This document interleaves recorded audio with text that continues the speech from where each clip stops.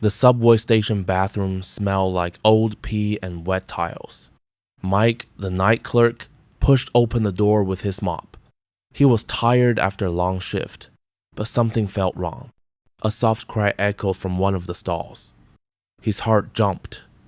"Hello? Anyone in here?" he called out. He peeked inside the last stall and froze. There was a girl, maybe 15 years old, sitting on the floor. Her clothes were dirty and wet. In her arms, she held a tiny baby wrapped in a torn jacket. The baby's face was red and wrinkled, like it had just been born. Blood stained the floor around them. Mike's eyes went wide. "Oh no," he whispered. The girl looked up at him with scared eyes. She was shaking. But then Mike saw something that made his blood turn cold. The baby's little hand reached out, and its fingers, they weren't normal. They were too long, like claws. And the girl's neck had bite marks, fresh and deep. What kind of horror was this? Mike stepped back, his mind racing. Was this real? He wanted to run, but the girl whispered, "Help us, please." The baby let out a weird growl, not like a normal cry. Mike realized this wasn't just a lost mom and baby. Something terrible was happening here. His phone was in his pocket. Should he call the police? But as he reached for it, the lights in the bathroom flickered. The door slammed shut behind him. He was trapped. Let's go back to how this nightmare started. It was a normal Tuesday evening in the big city. Mike was 45 years old, with gray hair and a kind smile. He worked at the subway station for 10 years, cleaning floors and helping lost people. He liked his job because it was quiet at night. No crowds, just the rumble of trains far away. That day, Mike got to work early. His boss, Mr. Lee, said, "Watch out tonight. There's a storm coming. Might flood the tunnels." Mike nodded and grabbed his keys. As he walked through the empty platforms, he saw a few people rushing home. One was a young girl with a backpack, looking nervous. She had long brown hair and wore a big coat, even though it was warm. Mike thought she seemed too young to be out alone, but he didn't say anything. Kids these days, he figured. Later, as the rain started pouring outside, Mike heard whispers from the vents. At first, he thought it was the wind, but it sounded like voices, low and angry. He shook his head. "Just my imagination," he told himself. He went to check the bathrooms, like always. That's when he found the door to the women's room slightly open. Water was leaking out from under it. "Great, a flood already," he grumbled. Inside, the lights buzzed. He turned on his flashlight. The stalls were empty, except for drops of something red on the sink. Blood? No, maybe paint. But his stomach twisted. He heard a splash from the last stall. Slowly, he walked closer. The girl was there, breathing hard. The baby was coming out right then. Mike had seen movies, but this was real. He dropped his mop. "Kid, are you okay? I'll get help." But the girl grabbed his arm. "No, don't tell anyone." Her eyes were wild. Mike helped her as best he could, wrapping the baby in his jacket. It cried, but weakly. Then, as he looked closer, he saw the baby's eyes. They were black, all black, no white parts. And his skin felt cold, like ice. What is this?" Mike stammered. The girl started crying. "It's not mine. Not really. They made me." "Who were they?" Mike's mind spun. Suddenly, the baby opened its mouth wide, showing sharp little teeth. It bit the girl's hand, drawing blood. She screamed but held it tight. Mike backed away. This wasn't a normal birth. This was something from a bad dream. Just then, the subway train roared into the station above. But down here, in the bathroom, shadows moved on the walls. Mike turned and saw figures in the mirror, tall, thin shapes with glowing eyes. They weren't reflections. They were coming closer. The girl whispered, "They're here for the baby." Mike's heart pounded. What had he walked into? And that's when the door creaked open again. A hand reached in from the dark hallway. It wasn't human. The hand reaching through the door was gray and bony, with nails like black knives. Mike's heart felt like it would explode. The girl screamed, clutching the baby tighter.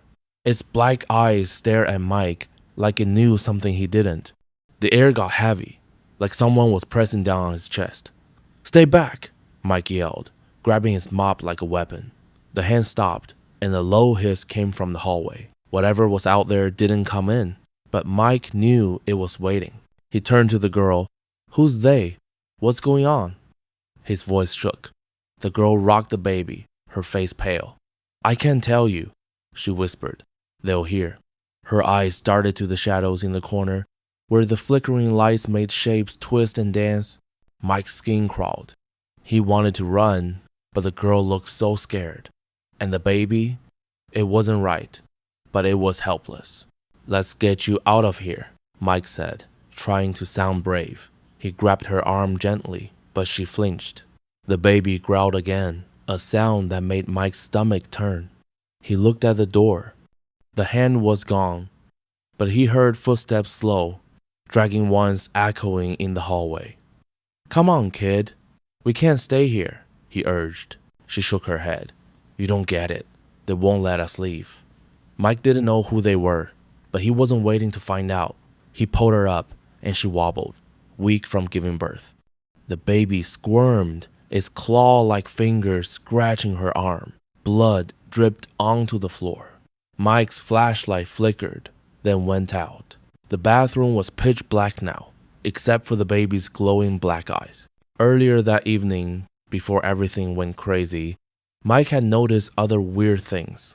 While sweeping the platform, he found a strange mark on the wall, a circle with sharp lines, like claws scratched it. It wasn't there yesterday. He also saw the girl again, the one with the big coat. She was sitting on a bench, talking to herself. No, not talking, whispering, like she was arguing with someone invisible. Mike thought about asking if she was okay, but a train pulled in and she vanished into the crowd. Now, in the bathroom, Mike wished he'd spoken to her then. Maybe he could have stopped this. He led the girl toward the door, stepping over puddles of water and blood. The air smelled worse now, like something rotting. "What's your name?" he asked, trying to keep her calm. "Lila," she said softly. "And it doesn't have a name yet." She looked at the baby, her face a mix of fear and sadness. Mike didn't want to look at the baby's creepy eyes again, but he felt bad for Lila. She was just a kid, stuck in something awful. They reached the door. Mike pushed it open, expecting to see the hallway. Instead, it was like looking into a black void. No lights, no walls, just darkness. And in that darkness, eyes glowed, dozens of them, yellow and sharp, like animals watching. Lila gasped. "They're here," she whispered. Mike slammed the door shut, his hands shaking. "What are those things?" he asked, his voice loud in the quiet bathroom. Lila hugged the baby tighter. They made this happen. They wanted the baby." Mike's mind raced. Was this some kind of cult? Or something worse? He remembered stories his grandma told him about old tunnels under the city, places where bad things lived. He always thought they were just stories. The lights flickered back on, but now the mirrors showed something new. Faces not human, but twisted, with sharp teeth and hollow eyes stared back. They were in the glass, like they were trapped inside. One of them moved, pressing a hand against the mirror. The glass cracked. Lila screamed, and the baby let out a loud, unnatural wail. The sound hurt Mike's ears, like nails on a chalkboard. Mike grabbed the trash can and wedged it against the door. "We need another way out," he said. There was a vent in the wall, big enough to crawl through. He'd seen it when cleaning before. "Come on, Lila, we can try that." But as he moved toward the vent, the floor shook. A deep rumble came from below, like something huge was moving under the station. Lila's eyes went wide. "They're coming up," she said. "They know we're trying to leave." Mike didn't know what she meant, but he felt it, the ground vibrating, the air getting colder. He pried the vent cover off with his mop handle. It was tight, but they could fit. Go, Lila, I'm right behind you, he said. She hesitated, looking at the baby. Its claws dug into her arm again, but she didn't let go. She climbed into the vent, and Mike followed. The tunnel was dark and smelled like rust. They crawled, the baby's growls echoing in the tight space. Behind them, the bathroom door banged, like something was trying to break through. They reached the fork in the vent. One way led up toward the platform. The other went down deeper into the subway's guts. Mike heard whispers from the dark tunnel below those angry voices again. Lila froze. They're down there, she said. They're waiting for us. Before Mike could decide which way to go, the vent shook hard. Something was inside with them, crawling fast. Its claws scraped the metal, getting closer. Mike's flashlight fell, rolling into the dark. The last thing he saw was a shadow with glowing eyes, reaching for Lila's leg. The shadow's claws grazed Lila's leg, and she screamed, kicking wildly. Mike lunged forward in the tight vent, grabbing her arm to pull her away. The baby wailed, its sharp voice echoing in the metal tunnel. The thing behind them hissed, its glowing eyes like fire in the dark. Mike's heart pounded so hard he thought it might burst. Keep moving, he shouted, pushing Lila toward the upward vent. The scraping claws got louder, closer. Whatever was chasing them wasn't human. The vent was narrow, and Mike's knees scraped against the rusty metal. Lila clutched the baby, her breaths fast and shaky. The tunnel felt alive, vibrating with that deep rumble from below. Mike's mind raced. Were those things in the mirrors now in the vent with them? Or was it something else? He didn't want to find out, but the air grew colder, and the whispers from before were back louder, angrier, like a crowd chanting words he couldn't understand. Earlier that night, before the bathroom nightmare, Mike had felt uneasy. While locking up the ticket booth, he'd seen shadows moving in the corners of the station. Not people, just shapes, flickering where the lights didn't reach. He thought it was his tired eyes playing tricks. Now, he wasn't so sure. He remembered Lila too, sitting on that bench. She dropped something, a small, shiny charm shaped like that weird circle he'd seen scratched on the wall. He picked it up, planning to give it back, but she was gone. The charm was still in his pocket now, heavy and cold, back in the vent. Lila stopped crawling. I can't, she gasped. It hurts. Blood trickled from her leg where the claws had scratched her. The baby squirmed, its black eyes glinting in the dim light. Mike noticed its claws were longer now, sharper, like they were growing. He swallowed hard. Lila, we have to keep going. Those things are right behind us. She nodded, tears streaming down her face. They want the baby, she whispered. They said it's special. Mike didn't know what that meant, but the way she said it made his skin crawl. He pushed her forward, his hands shaking.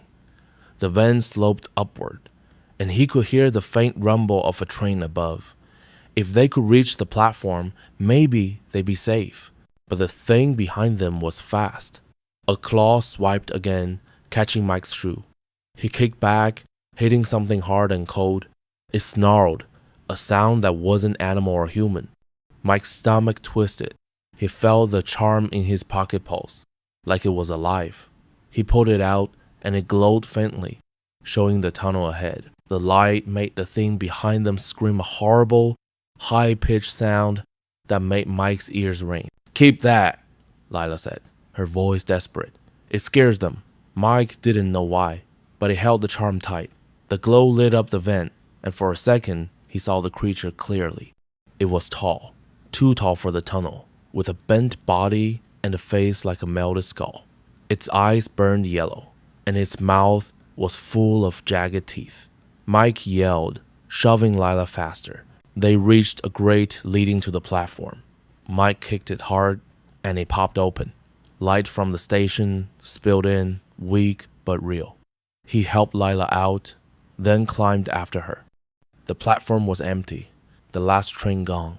Rain pounded the city above. leaking through cracks in the ceiling. The baby whimpered, and Mike saw his claws dig into Lila's arm again. She winced but didn't let go.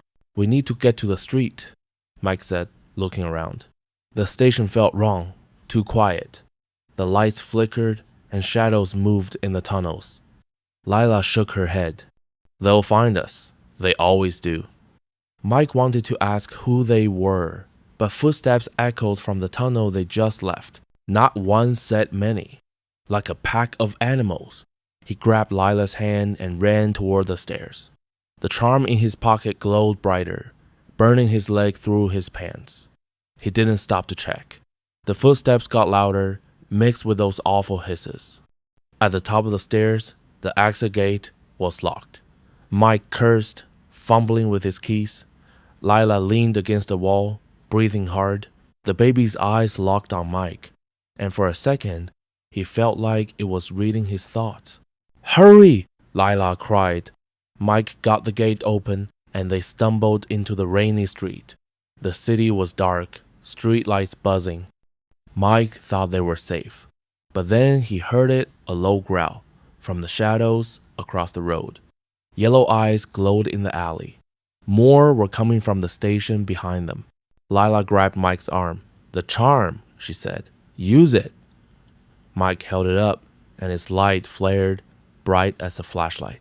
The creatures in the alley screeched and backed away, but they didn't leave. Mike's hands shook. The charm was keeping them safe, but for how long? Then the baby screamed, a sound so loud it hurt. The ground shook again, harder this time. Cracks spread across the street, like something huge was waking up below. Lila fell to her knees, holding the baby tight. "It's calling them," she whispered. "It's calling the big one." Mike looked down at the baby's black eyes and realized the horror wasn't just the creatures. It was the baby itself. Something was coming, something worse than the shadows. And it was close. The rain poured harder, turning the street into a river of mud and shadows. Mike held the glowing charm high, its light cutting through the dark like a knife. The yellow-eyed creatures hissed from the alley, their twisted shapes crouching just beyond the glow. Lila clung to the baby, her face pale and streaked with tears. The ground rumbled again, and a deep, awful groan echoed from below, like a giant beast waking up. Mike's stomach twisted. "What's the big one?" he asked, his voice shaking. Lila's eyes darted to the cracks in the street. "It's their leader," she whispered. "The baby's connected to it. They made me carry it so it could come here." Mike stared at the baby. Its black eyes seemed to pulse, and its claws twitched, like it was listening. He wanted to drop the charm and run, but Lila looked so scared, and he couldn't leave her. "We need to move," Mike said, pulling Lila toward a bus stop shelter across the street. The creatures followed, staying just outside the charm's light. Their hisses sounded like words now, sharp and angry, like they were arguing with each other. Mike's heart raced. He remembered the charm's glow scaring the creature in the vent. Maybe it could protect them longer. But the baby's wails grew louder, and each cry made the ground shake harder. They reached the shelter, a small glass box with a flickering light inside. Mike pushed Lila in and blocked the door with his body. The rain drowned out the hisses, but he could still see the glowing eyes circling them. "Lila, tell me everything," he said. "Who are they? Why is this happening?" Lila rocked the baby, her hands trembling. "I didn't want this," she said. "I was walking home one night and they grabbed me. Not people things. They looked like shadows, but they had claws and teeth. They took me to a dark place under the city. They did something to me." She touched her stomach, her face crumpling. "They said the baby would bring their king." Mike's mouth went dry. "Their king?"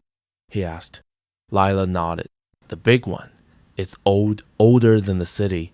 It's been sleeping in the tunnels, waiting." The baby growled, its claws scratching Lila's arm. She winced but held it tighter.